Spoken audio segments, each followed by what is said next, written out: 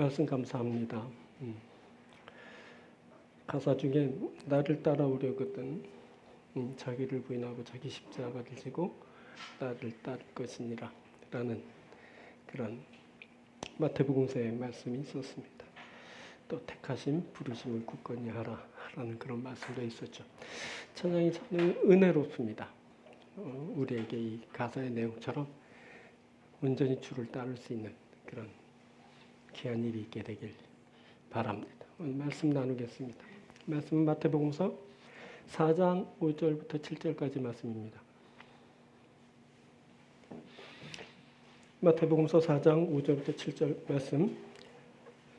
이에 마귀가 예수를 거룩한 성으로 데려다가 성전 꼭대기에 세우고 이르되 내가 만일 하나님의 아들이여든 뛰어내리라.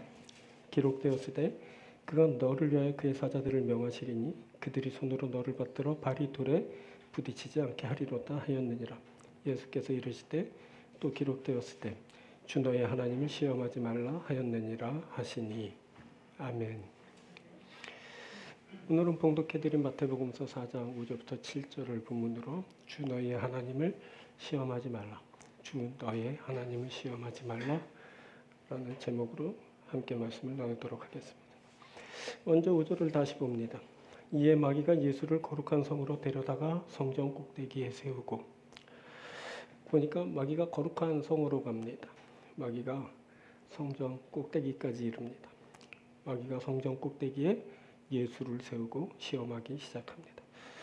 여기서 우리는 마귀가 그런 존재였어 하고 놀라게 됩니다. 여기 거룩한 성이라고 할 때 거룩한에 해당하는 하기오스란 말은 기본적으로 두려움을 의미하고 분리나 구별을 나타내는 말입니다. 구약 성경에선 이 거룩함이 그 구별의 뜻으로 더욱 명료하게 쓰이고 있는데, 그중 레위기 20장 26절에선 여호와께서 백성들을 소유 삼으시려고 만민 중에 거룩하게 구별하셨다고 말합니다. 이렇게 구별된 곳, 그것이 거룩함의 영역이고 본문의 거룩한 성, 성전이 그렇게 구별된 곳입니다. 그곳은 두려운 곳이고 철저히 분리된 곳입니다. 그런데 마귀가 그곳을 자유롭게 오가고 있습니다. 그때 마귀는 성과 속, 즉 거룩함과 속된 세상을 두려움 없이 아무런 제약 없이 그렇게 자유롭게 드나들었습니다. 놀랍지 않습니까? 자, 거기에다가 마귀는 예수를 마치 무생물 물건처럼 다루고 있습니다. 이에 마귀가 예수를 거룩한 성으로 데려다가 성전 꼭대기에 세우고. 마귀는 하나님의 아들이신 예수를 마치 장난감 집의 인형처럼 그렇게 다루고 있습니다. 성전 꼭대기에 그렇게 예수를 세워놓았습니다. 그때 예수는 하나님의 아들답지 않게 아무런 힘을 발휘하지 못한 채 마귀가 세워놓은 대로 그렇게 성전 꼭대기에 서서 시험을 다 받았습니다. 이때 마귀는 그 시험의 주도 세력인 것처럼 한껏 그 힘을 과시하였고, 예수는 무기력하게 마귀가 세우는 그 자리에 서서 그렇게 시험을 받기만 했습니다. 자, 어떻게 이런 일이 일어날 수 있는 거죠? 자, 보니까 의도된 시험이었습니다. 모든 일이 예수가 하나님의 아들이시다라는 것을 드러내기 위한 일종의 과정이었던 겁니다. 자, 이것을 우리가 1절에 그때 예수께서 성령에게 이끌려 마귀에게 시험을 받으러 광야로 가사라는 말을 통해 알게 됩니다. 그때 그 일을 마귀가 주도하는 것처럼 보였지만 실은 성령이 이끄시는, 즉 성령이 주도하시는 그런 일이었습니다. 성령께서 이끄시는 대로 예수님이 시험을 받으셨고 마귀가 그렇게 행동하게 되었던 겁니다. 자, 그렇다면 오늘 우리가 이 두 번째 시험의 내용을 보는데, 이 두 번째 시험의 말씀은 우리에게 무엇을 말하여 주는 걸까요? 이렇게 마귀의 존재를 한껏 부각시키고 하나님의 아들이신 예수를 그렇게 무력하게 하시면서 하나님은 우리에게 무엇을 말씀하시려는 걸까요? 오늘은 바로 이것을 우리가 알아보도록 하겠습니다. 오늘은 두 부분으로 여러분들에게 말씀드립니다. 첫 번째는 말씀을 말씀되게 하라라는 겁니다. 자, 첫 번째 시험 이후 마귀는 다시 만일 내가 하나님의 아들이었든 이라고 조건을 제시하면서 시험 대상인 예수를 다시 자신의 뜻대로 규정지으려 시도했습니다. 내가 만일 하나님의 아들이었던 뛰어내려. 자, 그런데 이번에는 한층 더 업그레이드된 강력한 무기를 장착하고 예수를 집어삼키려 합니다. 그 무기는 바로 말씀입니다. 마귀는 기록되었을 때라고 하면서 말씀을 인용합니다. 기록되었을 때 그가 너를 위해 그의 사자들을 명하시리니 그들이 손으로 너를 받들어 발이 돌에 부딪히지 않게 하리로다 하였느니라. 여러분 놀랍지 않습니까? 마귀가 그렇게 성전 꼭대기 예수를 이렇게 세워놓은 것도 놀라운 일인데 세워놓고 하는 말이 더 놀랍습니다. 보니까 마귀가 말씀을 선포하고 있습니다. 그가 대단한 믿음을 가진 듯한 언사를 거침없이 내뱉고 있습니다. 이때 이 마귀의 선포는 큰 확신을 불러일으키고 결단에 이르게 하며 그 어려운 일을 과감하게 실행할 수 있도록 듣는 이의 마음을 고치시킵니다. 마귀는 내가 만일 뛰어내리면 하나님이 사자들을 명하셔서 그들의 손으로 너를 받들어 줄 거다 라는 그 말씀을 선포하면서 성전 꼭대기에 세우던 예수에게 뛰어내릴 것을 촉구합니다. 어때? 대단한 믿음이지? 너 이 믿음 있잖아. 하나님의 아들이라면서 그럼 뛰어내려. 뒷일은 다 하나님이 책임지신다. 내가 만약 이것을 할 수 있다면 진짜 네가 하나님의 아들인 거야. 이제 성전 꼭대기에 세워진 예수는 결단을 가지고 믿음을 가지고 말씀을 따라 뛰어내리기만 하면 됩니다. 그럼 그가 하나님의 아들인 겁니다. 자, 여러분 이 마귀의 선포가 어떻게 들리십니까? 어디서 많이 들어본 것도 같고 이런 말씀이 들리면 정말 뛰어내려야 할 것 같고 그래서 뛰어내려서 내가 하나님의 사람이라는 것을 증명해내야 할 것 같지 않습니까? 하지만 그것은 마귀의 선동에 의해 생성된 그런 충동입니다. 이것은 말씀의 그릇된 이해에서 생기는 현상일 뿐입니다. 이것을 믿음으로 착각하면 안 됩니다. 말씀을 잘못 이해하면 마귀의 시험에 들게 됩니다. 죽음에 이르는 결과를 맞게 되는 겁니다. 자, 지난주 더 길티라는 영화를 넷플릭스에서 한편 보았습니다. 주인공 조라는 사람이 나오는데 이 사람은 원래 경찰관이었습니다. 그런데 그가 본인의 실수로 그만 사람을 죽이게 됩니다. 그 사고로 인해 그가 이제 재판을 받는 중이었는데 그 재판을 받는 중에는 그가 911 전화 교환원으로 이제 일하고 있었습니다. 재판을 하루 앞둔 어느 날 그는 한 여인으로부터 전 남편에게 납치를 당해 어디론가 끌려가고 있다면서 도와달라고 하는 전화를 받게 됩니다. 그리고 그는 그녀의 집에 남겨진 꼬마 아이들이 있어서 그 아이들과 통화를 하게 되는데 아들과 통화를 하게 하는데 그 아들은 어린 동생과 함께 집에 남겨져 있었습니다. 그래서 그는 이제 경찰관을 연락해서 그 집으로 보내게 되는데 그 집에 도착한 경찰관들은 그만 경악하게 됩니다. 그 어린 동생이 피로 범벅이 된 채 그렇게 발견됐기 때문입니다. 자, 그 사실을 안 후 이조라는 사람은 다시 그 납치된 여인과 연결돼서 전화를 하게 되었는데 그때 그만 그녀로부터 소름 끼치는 이야기를 듣게 됩니다. 그것은 그 자신의 어린 아이가 배에 뱀이 있어서 계속 고통스러워했다고. 그래서 자신이 그 배에 있는 뱀을 꺼내주었다고. 그랬더니 아이가 더 이상 울지 않게 되었다는 이야기였습니다. 뭐가 상상이 되십니까? 그 여자가 애가 배가 아파하니까 배를 가르고 그 배 안에서 뱀을 꺼내준 겁니다. 그래서 그 아이가 그렇게 피범벅이 된 채 발견이 된 것이었죠. 내가 아이의 배에 있는 뱀을 꺼내주었어요. 이 말이 얼마나 충격적이게 들리든지 그것을 보는 저도 한동안 그냥 멍하니 있게 되었습니다. 이 조라는 사람은 이 말을 듣고 그냥 넋이 나가버렸는데 그때 이 조라는 사람은 그 여인에게 정신적인 문제가 있다는 사실을 알게 됩니다. 그때 그 전남편 납치를 한 것이 아니라 그녀를 정신병원으로 데리고 가는 중이었죠.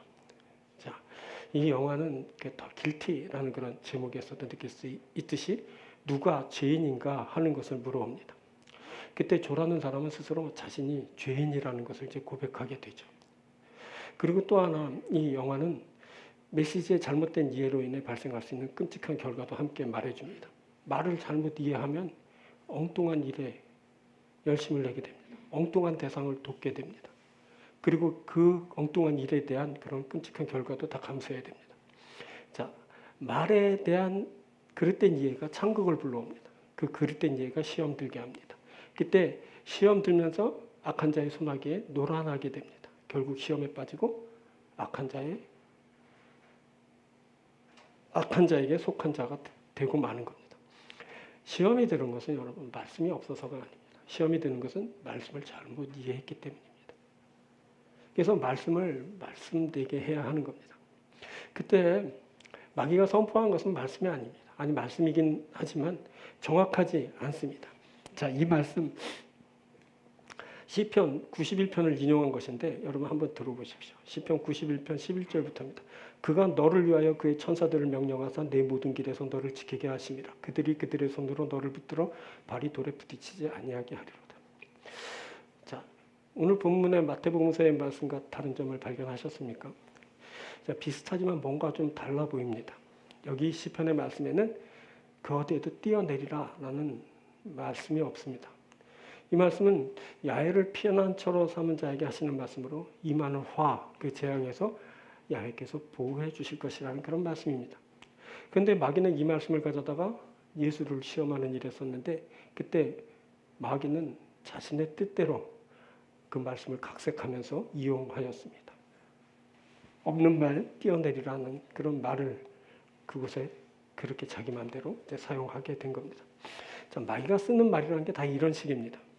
마귀는 말씀을 선포하면서 자신의 뜻대로 막 각색합니다. 그 선포가 정말 믿음의 선포이고 그래서 믿음을 주는 선포처럼 들리더라도 그것은 마귀의 소리일 뿐입니다. 자, 다시 한번 들어보십시오. 오늘 본문 6절입니다. 이르되 내가 만일 하나님의 아들이거든 뛰어내리라. 기록되었을 때 그가 너를 위하여 그의 사자들을 명하시리니 그들이 손으로 너를 받들어 발이 돌에 부딪히지 않게 하리로다 하였느니라. 자, 그 높은 곳에서 멋지게 뛰어내리라는 겁니다. 하나님의 아들로서 그렇게 대비하면 폼나지 않겠냐는 말입니다. 만약 사람들이 그것을 보게 된다면 아니 보지 않고 있더라도 이렇게 말씀으로 기록되어 들려진다면 그 예수님 공생이 처음부터 사람들에게 그렇게 하나님의 아들이라는 인식을 깊이 심어주지 않겠냐라는 그런 말입니다.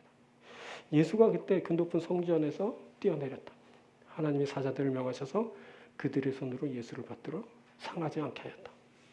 정말 대단해 보일 것 같지 않습니까? 그런데 여러분 이것은 하나님의 말씀이 아닙니다. 자, 우리도 얼마나 자주 이런 말씀을 접하게 되는지요. 정말 믿음의 선포요, 확신과 결단 그리고 실천에 이르기까지 큰 도움이 되는 그런 선포입니다.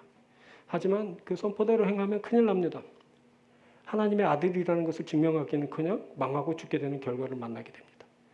그리고 제대로 시험 들어 영원까지 죽게 되는 그런 결과를 만나야 됩니다. 그것이 하나님의 말씀이 아니기 때문입니다.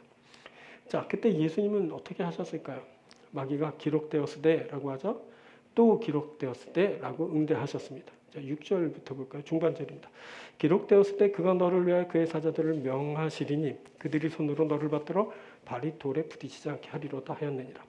7절입니다. 예수께서 이르시되 또 기록되었을 때 주 너의 하나님을 시험하지 말라 하였느니라 하시니. 자, 예수님은 기록되었으되라는 마귀의 말을 또 기록되었으되라는 말로 받으셨습니다. 이는 정확한 말씀으로 마귀의 잘못된 그 말을 반박하신 겁니다. 예수님에 의해서 말씀이 말씀되고 있습니다. 이 순간은 예수님에 의해서 말씀이 말씀되는 그런 순간인 겁니다. 이렇게 우리는 말씀 때문에 시험에 들 때마다 정확한 말씀으로 말씀을 말씀되게 할 수 있습니다. 이 말씀이 시험을 이기게 하고 마침내 그 말씀 때문에 하나님 앞에 세워지게 되고 하나님의 은혜를 입은 자가 되는 겁니다. 자, 예를 들면 우리가 보는 책 마태복음서의 7장을 보면 이런 말씀 나옵니다. 구하라 그러면 너에게 주실 것이요. 찾으라 그러면 찾을 것이요. 문을 두드리라 그러면 너에게 열릴 것이요. 자, 많은 사람들이 이 말씀 좋아합니다. 많은 사람들이 이 말씀을 막 줄을 쳐가면서 읽고 아멘하고 이 말씀을 붙들고 기도했습니다. 믿습니다. 근데 결과가 어땠죠? 여러분 이 말씀 붙들고 기도해 보셨습니까? 구하라 그러면 주실 것이라고 했는데 정말 하나님이 주셨습니까? 현실은 말씀과도 달랐습니다. 그죠? 열심히 기도했는데 취직도 안 되고 뭐 사업도 실패하고 여전히 가난을 면치 못한 채 그렇게 살고 있습니다. 그래서 다 열심히 구하게 되지만 주신다는 것 그거 찾게 되고 열리게 된다는 것을 만나지 못한 채 어려움을 계속 겪고 있습니다. 어떻게 할까요? 말씀을 구하라 주신다 그랬는데 열심히 기도했지만 얻은 것이 하나도 없습니다. 실망이 큽니다. 근데 여러분 실망한 그것 때문에 신앙을 버리시겠습니까? 자, 이때는 어떻게 하냐면 다시 말씀으로 돌아가는 겁니다. 예수께서 또 기록되었을 때라고 응수하신 것처럼 말씀으로 풀어가는 겁니다. 여러분, 자, 또 기록된 그 말씀을 한번 보십시오. 또 기록된 말씀은 이렇게 이어지죠. 자, 11절에 이렇게 말합니다. 너희가 악한 자라도 좋은 것으로 자식에게 줄 줄 알거든 하물며 하늘에 계신 너희 아버지께서 구하는 자에게 좋은 것으로 주시지 않겠느냐. 예수님께서 뭐라고 말하냐면 하나님께서 결국 주시겠다라는 겁니다. 또 기록된 말씀이 그런 겁니다. 또 기록된 말씀은 뭐냐면 이 요지가 더 좋은 것을 위해 지금 없는 것이고 지금 찾지 못하고 열지 못하는 것이라고 하는 겁니다. 결국 하나님께서는 구하는 자에게 좋은 것으로 주시지 않겠느냐. 하나님께서는 결국 좋은 것을 주실 거라는 겁니다. 그러니까 어떻게 해야 되냐면 더 좋은 것을 얻기까지 계속 하나님 앞에 기도해야 되는 겁니다. 자, 그리고 또 이어지는 말씀 봅시다. 12절입니다. 그러므로 무엇이든지 남에게 대접을 받고자 하는 대로 너희도 남을 대접하라. 이것이 율법이요 선지자예요. 또 기록된 말씀이 뭐라고 합니까? 또 기록된 말씀은 우리가 받기 원하는 대로 베푸는 일이 선행되어야 함을 알게 해줍니다. 아, 이런 거였구나. 이래서 내가 받지 못한 거였구나 라는 사실을 이제 알게 되는 겁니다. 자, 우리가 이렇게 말씀을 읽으면 됩니다. 사람들이 말씀을 어떻게 읽냐면 자기에게 해당되고 자기가 원하는 것만 형광색으로 쫙쫙 줄쳐가면서 읽습니다. 그럼 반드시 실패하게 되어 있습니다. 우리는 그 말씀뿐만 아니라 또 기록되었을 때라는 부분까지 읽어야 됩니다. 성경을 그래서 우리가 통독하는 이유가 거기 있습니다. 성경은 처음부터 끝까지 읽어야 됩니다. 그리고 우리가 마태복음서를 보는데 우리가 마태복음서를 볼 때 마태복음서를 또 봐야 됩니다. 왜냐하면 그 마태복음서 안에 또 기록되었을 때라는 말씀을 읽기 위함입니다. 우리가 이렇게 말씀을 읽으면 됩니다. 자, 모든 것이 다 설명되어지고 이해할 수 있게 됩니다. 우리가 다시 말씀으로 돌아가 말씀이 말씀되게 하는 그런 삶을 살 수 있게 됩니다. 자, 이 말씀이 말씀되게 하는 일은 우리가 말씀 때문에 시험에 들 때마다 일어나게 됩니다. 우리가 시험에 들 때마다 어떤 일이 일어나게 될 거냐면 말씀을 말씀되게 하면서 그 이해의 깊이가 깊어지게 될 겁니다. 그리고 우리에게서 더욱 말씀이 말씀되는 그런 일이 일어나게 될 겁니다. 마귀는 앞으로도 계속 기록되었을 때라고 하면서 우리를 시험에 들어올 겁니다. 그때마다 우리는 또 어떻게 되나요? 또 기록되었을 때라고 하면서 말씀으로 대응하면서 우리들이 나아가야 됩니다. 이것이 바로 우리에게서 말씀이 되는 일입니다. 여러분, 우리는 말씀의 사람들입니다. 우리 교회는 말씀의 교회입니다. 우리 교회는 말씀의 운명을 걸었고 우리 교회는 말씀의 미래를 걸었습니다. 우리의 삶이 말씀으로 되어지고 말씀 때문에 우리들이 살고 구원을 받고 생명을 얻고 축복을 받고 다 하나님의 말씀대로 되는 결과를 우리가 얻게 됩니다. 우리에게 뭐가 있다고요? 말씀이 있습니다. 그런데 마귀는 그 말씀으로 우리를 시험에 들어옵니다. 기록되었을 때. 근데 너는 왜 그 꼴이야? 왜 그 모양이야? 왜 믿음이 그래? 왜 사는 형편이 그래? 왜 네가 지금 이렇게 가난하고 힘들고 병들고 망하고 죽게 된 거야? 그러면서 말씀을 가지고 사탄은 계속 우리를 시험에 들어옵니다. 그럼 우리는 어떻게 되면 또 기록되었을 때 하고 말씀 가운데서 그 답을 찾아야 됩니다. 그래서 마귀의 그 주장에 대해서 반박하고 또 기록되었을 때 이런 말씀이 있다. 사탄아 물러가라. 하나님을 시험하지 말라고 떨쳐야 되는 겁니다. 그럴 때 우리들은 보다 더 정확하고 그리고 은혜로운 그 말씀을 살아가게 되는 겁니다. 여러분, 그래서 우리들은 말씀 때문에 시험 들지 않습니다. 우리는 또 기록되었을 때라고 하면서 모든 시험을 이겨나가게 될 것입니다. 바로 거기에 뭐가 있냐면 우리의 구원이 있고 우리의 생명이 있습니다. 우리의 인생이 있고 우리의 미래가 있어. 우리가 모든 시험을 이기게 될 겁니다. 할렐루야. 여러분들에게서 말씀이 말씀되는 역사가 있게 되길 바랍니다. 또 기록되었을 때 선포하면서 힘차게 모든 시험을 이겨나가는 여러분들이 되기 축복합니다. 두 번째는 하나님을 하나님 되게 하라라는 겁니다. 자, 본문 7절을 봅니다. 예수께서 이르시되 또 기록되었을 때 주 너희 하나님을 시험하지 말라 하였느니라 하시니. 이 말씀은 모든 주도권이 하나님께 있음을 알려줍니다. 자, 그때 발이 돌에 부딪히지 않게 하는 것은 하나님의 일입니다. 이것은 하나님의 영역에서 이루어지는 하나님의 고유한 구원 사역인 겁니다. 그런데 이를 사람의 영역으로 옮겨와 그렇게 하면 그렇게 될 것이다 라고 함부로 예단하면서 시험하는 것은 하나님을 경홀히 여기는 것과 같은 일입니다. 그럼에도 사람 중에는 이 일을 아무렇지 않게 말하고 행동하는 사람들이 있습니다. 이 사람은 하나님을 경홀히 여기는 이입니다. 이런 사람은 주도권이 누구에게 있는지를 살펴봐야 됩니다. 물론 이렇게 말하고 행동하는 사람은 그 주도권이 자신에게 있다라고 주장하게 될 겁니다. 그렇게 주도적으로 판단했기 때문에 그렇게 주도적으로 행하게 되었다라고 주장하는 겁니다. 그래서 이 사람은 뭐라냐면 주도적으로 자기가 말씀을 판단하면서 성전 꼭대기에서 뛰어내려 그리고 하나님이 반드시 받들어 주신다 이렇게 선포하는 겁니다. 자기 주도적인 사람인 겁니다. 이 사람은 신앙인이 아닙니다. 그냥 자기 마음대로 사는 그런 사람일 뿐입니다. 여러분 정말 주도권이 우리 자신들에게 있을까요? 주도권이 내게 있는 걸까요? 이렇게 주도권이 자기에게 있다라고 하는 사람은 말씀을 막 이리저리 막 재단합니다. 짜맞추기식으로 그것을 갖다 붙여서 해석하고 그것을 또 선포합니다. 그리고 자신의 삶에 또 그렇게 적용하기도 합니다. 자기 자신이 놓인 그 처지와 그 입장 상황에 따라 말씀을 이렇게 저렇게 이용하는 겁니다. 실은 많은 사람들이 오늘날까지 이렇게 잘못된 선포를 하고 적용을 하면서 그렇게 살아왔습니다. 그럼에도 자신이 무엇을 잘못했는지를 자각하지 못합니다. 자, 그것은 인간 내부에 뿌리 깊게 전해 내려온 오랜 습성에서 기인된 것입니다. 인간은 늘 이렇게 그 어떤 것을 만들어 놓고는 그것에 자신을 적용시켜 나갔습니다. 자, 제도를 만들어 놓고 제도의 노예가 되고 돈을 만들어 놓고 돈의 노예가 됐습니다. 권력을 창출한 백성은 그 권력에 의해 자치를 당해왔습니다. 요즘은 과학기술의 발달로 많은 것이 좋아졌다고 하지만 역으로 그 과학기술이 만들어 놓은 산물의 노예가 되어서 살아갑니다. 이렇게 주도권이 막 바뀌고 있는데 인간은 너무나도 그것을 당연하게 받아들이고 자신이 만들어 놓은 그 피조물의 하승이 되면서 좀처럼 그것을 벗어나지 못합니다. 여러분 요즘 유행하는 MBTI 테스트를 아십니까? 모르면 9세대, 이걸 알면 신세대. 신세대란 말도 이제 9세대가 쓰는 용어더라고요. 보니까 모르십니까? MBTI 테스트 해보신 분 계십니까?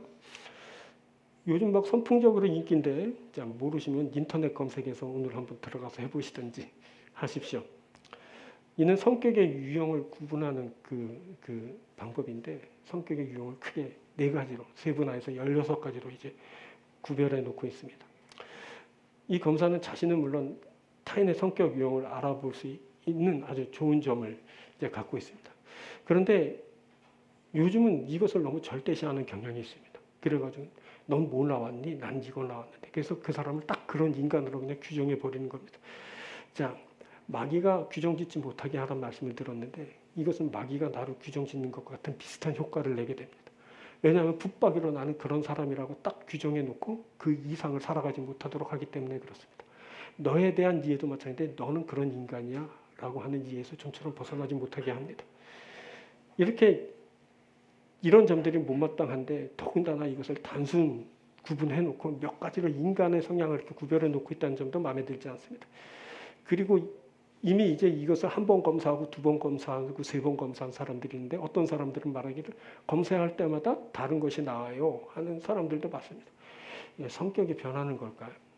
또 상황 처지에 따라 다른 결과가 나올 수 있는 걸까요? 뭐 이런 생각을 하게 됩니다. 아무튼 제가 말씀드리고 싶은 건 사람들은 이렇게 특정한 틀에 자신을 짜맞춰 놓는 것을 참 좋아합니다. 그래서 이제 말씀도 그런 식으로 적용하는 것을 참 좋아합니다. 하나님의 말씀의 세계는 측량할 수 없을 정도로 넓고 깊은데 그것을 쉽게 구분해 놓고 그것을 또 획일화시키면서 그것을 전부인 줄 아는 사람들이 있습니다. 신학도 한때 이런 것이 유행했던 적이 있는데 그게 바로 조직신학이 그랬습니다. 조직신학. 신론, 뭐 인간론, 기독론, 구원론, 교회론, 종말론 등 뭐 이렇게 구별하여서 그 카테고리별로 그 학문을 이제 연구하는 겁니다. 이렇게 조직적으로 몇 분할을 나눠놓고 이렇게 학문을 논리적으로 연구할 수 있다는 그런 장점이 있지만 이렇게 신학을 구별해 놓은 그 분야 그곳으로 이제 한정해 놓는다는 그 단점이 있었습니다. 그래서 제가 신학생 때 조직신학을 뭐라 하냐면 조진신학이라고 그랬어요. 그러니까 그 신학하면 사람 베일이고 이상하게 된다고 이렇게 그렇게 막 말하기도 했던 생각이 납니다. 아무튼 그런 겁니다. 사람들은 좀 쉽게 살기 원하고 단순한 것을, 그래서 그것을 편리성을 이제 추구하면서 누리면서 살기를 원하는 거 봅니다. 그래서 이렇게 획일화 시켜놓고 구별시켜놓고 그 틀 안에 자기 삶을, 자기 생각을, 자기 인생까지도 거기다 다 재단에 쪼개서 이렇게 분포해놓고 그렇게 그냥 공식처럼 살아가는 것을 이제 좋아하는 겁니다. 이 사람들 정말 삶이 단순해질 겁니다. 골치 아픈 일이 이제 덜하겠죠. 뭐 그런 장점을 누리겠지만 이 사람은 한정된 그 이상을 이제 살아가지 못하는 단점도 이제 겪어야 됩니다. 안타까운 존재가 발전이 없는 거예요. 사람이 그냥 그 틀에 맞춘 정형화된 그런 사람으로 이제 계속 살게 되는 겁니다. 자, 그렇게 되면 어떻게 되면 하나님의 말씀은 보다도 넓고 깊은데 하나님의 세계는 저 엄청난 것인데 그것을 살지 못하는 그런 사람이 되고 마는 겁니다. 자, 더 큰 문제가 있습니다. 더 큰 문제는 이렇게 학습받고 세뇌당한 사람은 창조자가 피조자의 장단에 맞춰서 하는 현실을 아무렇지 않게 받아들이게 됩니다. 자신이 만들어 놓은 조직, 자신이 만들어 놓은 그런 이념, 그런 어떤 기계, 그의 이런저런 장치 요구에 맞춰 살면서도 아무런 이상을 느끼지 못하고 오히려 편안하고 이게 참 바람직하다고 주장하게 됩니다. 그리고 이것을 이제 정당화하다고 주장하는 사람들은 창조주인 하나님도 피눈물인 인간의 요구에 따라 움직여야 된다고 생각하게 됩니다. 결국 그게 그겁니다. 자, 이제 뛰어내립니다. 자, 보고 있죠? 자, 말씀하신 대로 내 발이 돌이 부딪히기 전에 당신의 사자들을 보내서 내 발을 딱 받아야 되는 겁니다. 자, 뛰어내립니다. 받치셔야 됩니다. 그리고 뛰어내리는 겁니다. 뭐가 문제일까요, 이게? 꽤나 믿음 있어 보이지 않습니까? 말씀대로 행하는 건데, 순종하는 건데, 실천하는 건데 대단한 믿음처럼 보이지 않습니까? 이게 왜 문제가 되냐면 하나님의 주권을 자기 영역으로 끌어와서 자기 마음대로 판단하고 행하는 그런 패단인 겁니다. 이건 신앙도 믿음도 아무것도 아닙니다. 자, 이렇게 일을 벌여놓고 자기 입장에 따른 말씀의 결과를 이미 도출하는 유혹이 성도들에게 얼마나 자주 발생하는지 모릅니다. 여러분, 움직여야 하는 것은 내 자신이지 말씀이 아닙니다. 자신을 정당화하기 위해 말씀을 이것저것 막 과질에 편리한대로 막 잘라다 갖다 붙여 적용해 놓고는 그대로 되지 않았다고 막 불평하고 원망하는 사람들이 있어요. 이것은 하나님을 만홀히 여기는 행위입니다. 말씀이 기대하지 않는 것을 행해놓고 하나님이 그렇게 행해 주시지 않았다고 막 항의하는 것, 이게 얼마나 어리석은 그런 불신자의 행동이고. 자, 여러분 알아야 됩니다. 하나님의 말씀은 내 삶의 목표지 내 목표를 성취하기 위한 수단이 아닙니다. 자, 마태복음서를 우리가 마태복음서를 한번 볼까요? 자, 예수님의 삶은 그 탄생부터 말씀을 이루면서 시작되었습니다. 우리가 본 말씀들인데 1장 21절부터 이렇게 말합니다. 아들을 낳으리니 이름을 예수라 하라. 이는 그가 자기 백성을 저희 죄에서 구원할 자심이라 하니라. 이 모든 일에 된 것은 주께서 선지자로 하신 말씀을 이루려 하십니다. 시작부터 선지자로 하신 말씀을 이루려 하심이니 말씀을 이루는 것으로 예수님은 시작하셨습니다. 그리고 예수님의 삶의 자리도 그 말씀이 결정했습니다. 자, 4장 13절. 나사렛을 떠나 스불론과 납달리 지경 해변에 있는 가버나움에 가서 사시니 이는 선지자 이사야로 하신 말씀을 이루려 하십니다. 자, 아켈러가 왕이 되었다는 소식을 듣고 이제 예루살렘으로 가지 못하고 갈릴리 나사렛 지방으로 갔는데 거기서 예수님이 또 가버나움으로 옮기셨는데 이때도 뭐라 그러냐면 말씀에 따라 그렇게 삶의 자리가 결정되었다고 말합니다. 자, 정체성도 그랬습니다. 안식일 논쟁이 이렇습니다. 안식일 논쟁일 때 예수님의 정체성이 말씀으로 다시 이렇게 확인되었습니다. 12장 17절. 이는 선지자 이사야로 말씀하신 바 보라 나의 택한 종 곧 나의 마음에 기뻐하는 바 나의 사랑하는 자로다. 이사야로 말씀하신 바라고 말하면서 그가 나의 택한 종이고 내 마음에 기뻐하는 내 사랑하는 자라고 말씀이 확인하여 주고 있습니다. 또 예수님의 비유의 말씀은 하나님의 감추한 것을 드러내는 복음이었죠. 13장 35절에 이렇게 말해. 이는 선지자로 말씀하신 바 내가 입을 열어 비유로 말하고 창세로부터 감추인 것을 드러내리라 함을 이루려 하십니다. 예수님이 계속 비유로 말씀하신 것도 말씀을 이루는 그런 일이었다는 것을 이제 알게 되었습니다. 또 그리고 예루살렘 입성도 말씀을 이루면서 진행되었습니다. 21장 4절부터 이는 선지자로 하신 말씀을 이루려 하심이라 일러스되 시온에 따라 이르기를 내 왕이 내게 임하나니 그는 겸손하여 낙이고 멍에면은 짐승의 새끼를 탓도다 하라 하였느니라. 자, 그렇습니다. 그리고 계속 이제 예수의 삶이 진행되면서 십자가 지는 일, 결국 그것도 다 말씀에 따라 진행되었습니다. 27장 9절부터 이렇게 말해요. 이에 선지자 예레미야를 통하여 하신 말씀이 이루어졌나니, 그러면서 쭉 말하면서 이제 예수님이 은40세 이제 팔리셨다는 것을 이제 말하고 있죠. 이렇게 보니까 마태복음서의 예수님의 삶은 말씀을 성취하기 위해 자신을 맞춰 가신 것이라는 것을 알게 됩니다. 그래서 예수님의 삶은 뭐냐면 말씀에 의한 삶이었다라는 것을 이제 알게 되는 겁니다. 그리고 중요한 것은 뭐냐면 이 말씀을 성취하는 삶을 살아가신 예수님의 삶은 하나님의 주도적인 뜻에 따라 살아가신 것이었다는 겁니다. 여러분, 예수님이 십자가를 앞두시고서 겟세마네 동산에 올라 이렇게 기도하셨습니다. 26장 39절에 내 아버지여 만일 할만하시거든 이 잔을 내게서 지나가게 하옵소서. 그러나 나의 원대로 마옵시고 마시옵고 아버지의 원대로 하옵소서. 뭐라고 말하냐? 자신의 원대로가 아니라 아버지의 원대로 하라고 해요. 자신의 원양을 철저히 아버지의 원에 맞추신 것이 바로 예수님의 삶이었던 겁니다. 자, 오늘 다시 본문으로 돌아옵니다. 그때 마귀의 제안은 대단히 믿음이 있어 보였습니다. 말씀의 한 부분을 딱 붙들고 그대로 순종하여 뛰어내린다는 것입니다. 대단히 신앙 좋아 보이죠? 그런데 여러분, 이것은 결국 하나님을 불신하는 행위입니다. 그릇된 행동을 충동지라는 선포가 있었습니다. 이것은 하나님에 대한 그릇된 이해에서 생기는 현상입니다. 자, 그 어떤 존재에 대한 시험은 그 존재가 불완전하다는 것을 전제로 한 것입니다. 자, 여기서 앞서 말씀드린 말에 대한 그릇된 이해에 의해서 존재에 대한 그릇된 이해가 불러온 잘못된 시도입니다. 자, 존재에 대한 그릇된 이해. 여러분, 그것은 그 존재가 불완전하다는 것을 전제로 깔고 이제 진행되게 되는 겁니다. 만일 완전하다고 확신하면 그것을 시험할 필요가 없는 겁니다. 발이 돌에 부딪히지 않게 하리로다 라는 것을 진정으로 믿는다면 시험할 필요가 없는 겁니다. 여러분, 시험, 테스트는 의심이 가거나 검증이 안 될 때 하는 겁니다. 그래서 테스트 당하는 입장에서 보면 안 믿는 것에 대해서 상당히 불쾌할 수밖에 없는 겁니다. 근데 그때 마귀는 주저하지 않고 그렇게 예수님을 시험했습니다. 그런데 잘 보면 예수님을 시험하면서 그가 하나님을 시험하고 있다는 것을 압니다. 그때 그는 온 세상의 창조주를 시험하고 있었습니다. 뭐 이런 일이 다 있어 라고 하지만 마귀는 지금도 이런 무례한 일을 서슴지 않게 벌이고 있고, 그때 불신의 마음을 성도들의 마음에 막 주입시켜 놓고 그 일을 진행시킵니다. 그때 성도는 마귀의 제안을 따라 하나님을 시험하면 안 됩니다. 하나님이 다 알아서 부딪히지 않게 하실 거야. 이것을 믿음인 줄 알고 그 마귀의 제안을 덥석 받아들이면 안 됩니다. 그 혹은 한번 해볼까? 라고 이렇게 시험해도 안 됩니다. 여러분, 하나님을 시험하는 것은 불신앙적인 행동입니다. 그래서 예수님께서 마귀의 요청에 대해 어떻게 하셨죠? 또 기록되었을 때 주 너희 하나님을 시험하지 말라 하였느니라 하고 마귀의 시험을 단호히 물리치신 겁니다. 여러분, 야훼 하나님은 만홀히 여기심을 받으시는 분이 아닙니다. 어떤 때는 사람이 하나님을 이렇게 저렇게 시험하고 판단하지만 궁극에 가서는 하나님의 모든 것이 판단을 받게 됩니다. 모든 인생은 하나님이 결국 판단하시게 되는 겁니다. 그리고 만일 사람이 하나님을 판단하더라도 그것이 하나님의 실체일 수는 없고, 하나님은 사람에 의해서 그렇게 규정되는 분은 더더욱 아니십니다. 하나님은 여러분 시험의 대상이 아닙니다. 시험의 대상이 아니고 다만 우리 하나님은 어떤 분이냐면 선포의 대상인 겁니다.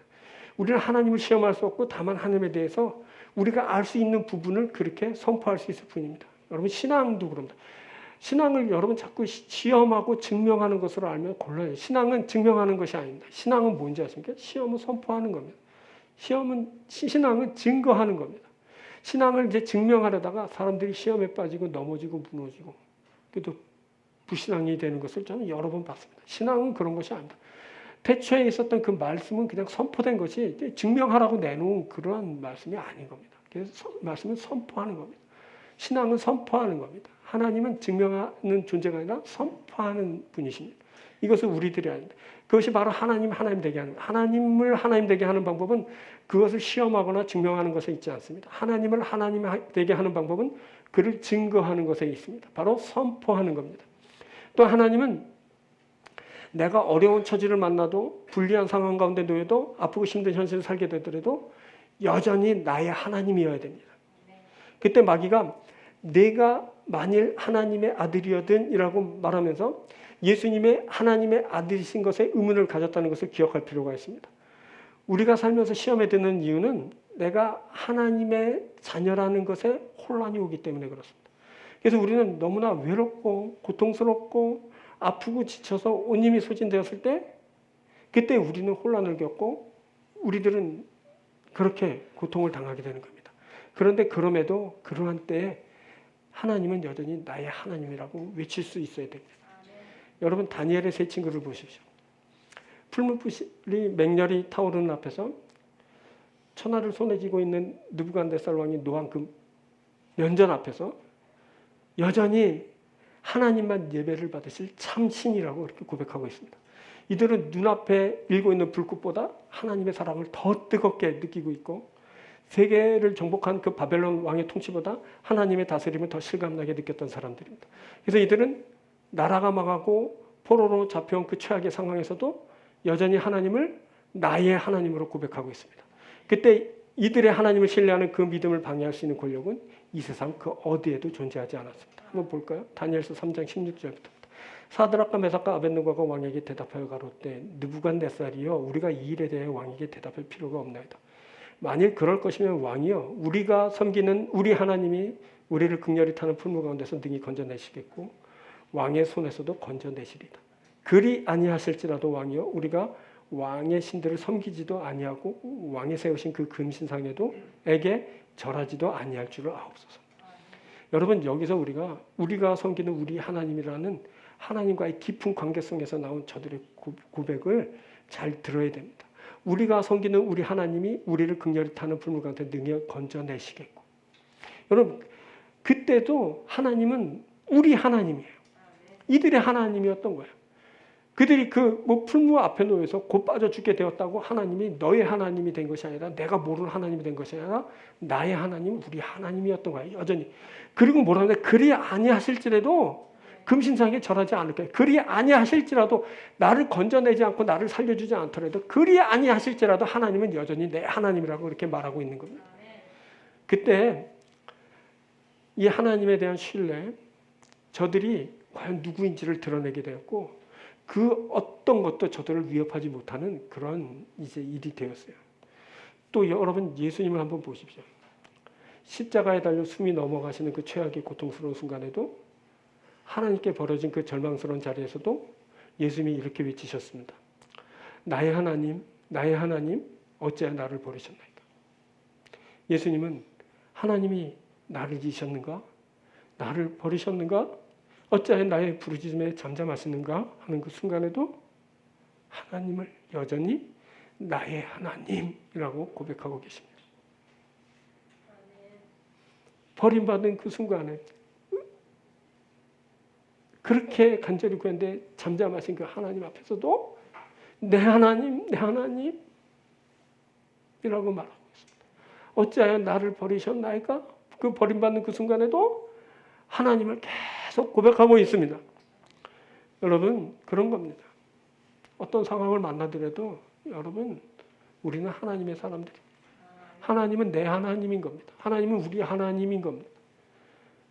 어떤 일을 만나더라도 하나님이 하나님 되게 하는 그런 일을 우리가 이루어야 됩니다.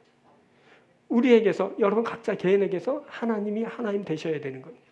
왜냐하면 여러분들이 하나님의 사람들이기 때문에 그렇습니다. 그래서 우리는 계속 부를 겁니다. 나의 하나님, 나의 하나님 부를 겁니다. 내가 망하게 되더라도 내 하나님이라고 부를 겁니다. 내가 억울하게 죽게 되더라도 내 하나님, 나의 하나님이라고 부를 겁니다. 응답받지 못하더라도 나의 하나님이라고 부를 겁니다. 마귀가 나를 막 시험하고 이리저리 끌고 다니더라도 나의 하나님이라고 부를 겁니다. 그 하나님은 내가 어떤 상황과 어떤 처지에 놓이더라도 나의 하나님이신 겁니다. 여러분들에게서 하나님이 하나님 되는 일이 일어나게 되는 겁니다. 그런 놀라운 일이 일어나게 되길 바랍니다. 그래서 어떤 상황 처지에서 하나님이 내 하나님이 되시고 그 내 하나님은 결국 그 옛날에 그 다니엘의 친구를 극렬히 불타는 그 풀무에서 건지시킨 것처럼 온전히 죄악된 이 세상에서 건지셔서 당신의 나라까지 이끌어 주시고 그리고 구원을 주시고 영원한 생명을 주시는 귀한 축복을 여러분들이 얻어 누리게 되기를 바랍니다. 결국 예수 그리스도께서 그렇게 응답받지 못하고 버림받은 채 그렇게 죽음에 이르셨지만 결국 그 예수 그리스도를 다시 살려서 온 세상의 구주로 삼으시고 하늘 보좌에 앉히시고 그리고 우리의 구주가 되시게 하신 것처럼 우리가 억울하게 죽음을 당하고 억울하게 뭐 이런저런 형편을 만나더라도 결국 나의 하나님을 고백하는 우리에게 다시 살려주시고 다시 축복된 세상을 만나게 하시고 하나님 세계에서 하나님의 보좌 앞에서 그 존귀하게 되고 영원한 생명과 구원과 그 축복을 누리게 되는 그런 일을 여러분들이 만나게 되길 축원드립니다. 하나님은 여러분 우리 하나님은 나의 하나님이십니다. 이 좋으신 하나님을 찬양합니다. 자, 말씀을 맺겠습니다. 여러분 시험을 이기는 두 번째 방법에 대해서 나누었는데 어떻게 해야 되냐면 말씀을 말씀되게 해요. 계속 말씀으로 시험 들게 할 겁니다. 우리가 다른 것 때문에 시험 들지 않습니다. 우리가 세상에서 뭐 시험 듭니까? 교회 나와서 시험 들죠. 우리가 뭐 다른 것 때문에 시험 듭니까? 설교 듣다가 시험 듣고 그리고 설교는 목사가 저렇게 전했는데 하나도 이루어진 것이 없고 저거 뻥이다 그러면서 시험 들고 성경 읽으면서 아멘 하고 확신을 가졌는데 나가다가 뒤통수 깨지고 뭐 이러면서 맨날 말씀 때문에 시험 들고 교회 와서 시험 들고 교우들 때문에 시험 들고 세상에선 시험 들 일이 없어요. 왜 그러냐면 그냥 세상인 그런 데니까 그냥 의뢰 그런 줄 알지만 교회 오면 좀 달라야 되고 하나님의 말씀은 좀 귀하니까 좀 다르게 나를 인도하셔야 되고 하나님의 역사 그래서 계속 그런데 말씀에 배신당한 것 같고 안 된 것 같고 나만 축복 못 받는 것 같고 구원 못 받는 것 그런데 말씀 때문에 시험 들 그때 어떻게 하라 그랬어요? 마귀는 계속 말씀을 제시하면서 봐 너 엄마 해봐 안 되지 그러면 어떻게 하라? 또 기록되었을 때 할렐루야 또 기록되었을 때 하면서 말씀을 정확하게 되고 말씀을 통해 해결함을 받고 그 말씀을 통해 여러분들은 온전한 은혜와 축복을 누리시는 여러분들 되길 바랍니다. 여러분 또 하나님을 하나님 되게 해야 됩니다. 그렇죠? 하나님은 내가 하나님 된다고 하나님이신 분은 아니지만 그러나 이것은 개인적인 차원에서 그 소수적인 그룹적인 차원에서 하나님을 하나님 되게 할 때 하나님께서 그곳에 임하셔서 놀라운 역사를 베풀어 주신다는 그런 은혜를 우리들이 기억하면서 그렇게 하는 겁니다. 여러분들에게 하나님이 하나님 되는 놀라운 역사가 일어나게 되길 바랍니다. 그래서 하나님으로서 귀한 은혜와 축복을 받아 누리시는 여러분들 되길 주의 이름으로 축원드립니다. 기도하겠습니다.